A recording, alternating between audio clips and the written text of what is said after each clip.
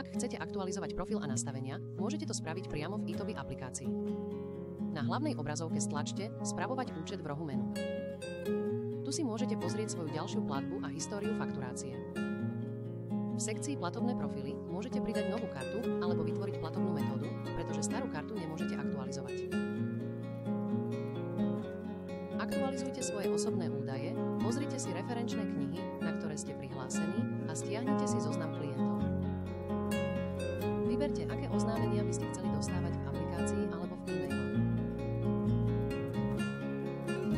Keď spravujete svoje členstvo, musíte prejsť na mobilný alebo desktopový prehliadač a prihlásiť sa do svojho účtu.